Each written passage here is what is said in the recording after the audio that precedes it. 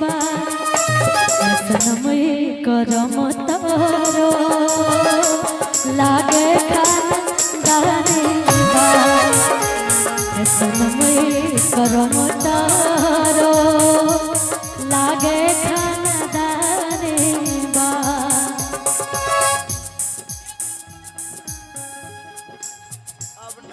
टूटा हो दिल तो दुख होता है, करके मोहब्बत किसी से ये दिल रोता है। खालिक भाई, टूटा हो दिल तो दुख होता है, करके मोहब्बत किसी से ये दिल रोता है। दर्द का एहसास तो तब होता है जब किसी से मोहब्बत हो और उसके दिल में कोई और होता है। एगो हमारे भाई के फरमाइश, तोहरा शादी के कामा नो सकून भेज दी कि मेहदी का पहरता कह खून भेज दी, मेहदी का पहरता कह खून भेज दी। तोहरा शादी के कामा नो सकून भेज दी, तोहरा शादी के कामा नो सकून भेज दी। ले जाए करे जाओ, अरे हाय करे जबे निकाल के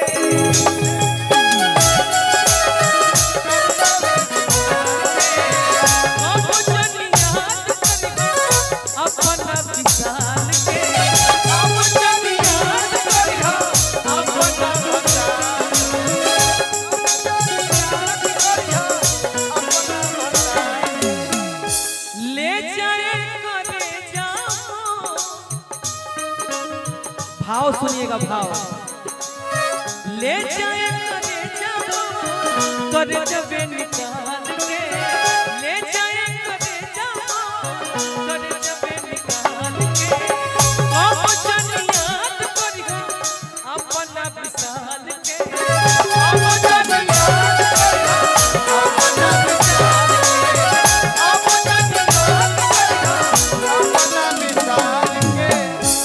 दिल के खातिनू भेज दी, ना बाचो ना बाचो, दिल के जख्म बता दे खातिनून भेज दी। मेहदी का पहरता खून भेज दी, मेहदी का पहरता खून भेज दी। सुनो सनम का बेहल मरिया रे,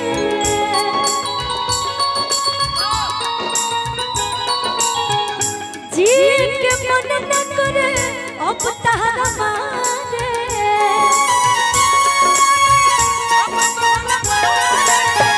सुनो सनम का बेहल मरिया रे, जी के मन न करे अब तहरा मारे।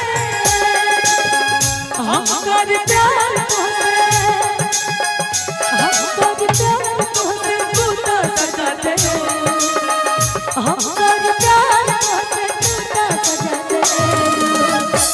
तुहर दिल हर विचार जन कतही लगा ले लू, तुहर दिल हर विचार जन कतही लगा ले लू। मेहदी का पहरता कह खून भेज दी, मेहदी का पहरता कह खून भेज दी। अंतिम बार बोला आखिर काहे ना तू वादा निभाइलू,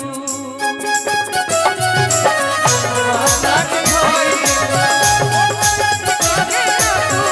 वादा निभाइलू, काहे खातिर झूठा होके क्रिया तू खइलू, काहे खातिर झूठा होके क्रिया तू खइलू, काहे खातिर झूठा होके क्रिया तू खइलू। हरदम खुश रहोगे मानसून भेज दी, हरदम खुश रहोगे मानसून भेज दी, हरदम खुश रहोगे मानसून भेज दी।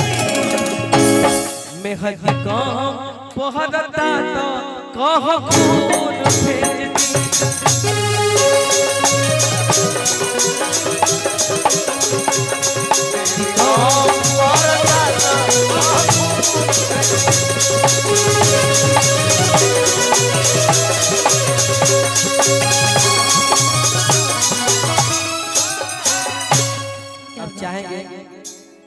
खालिक भैया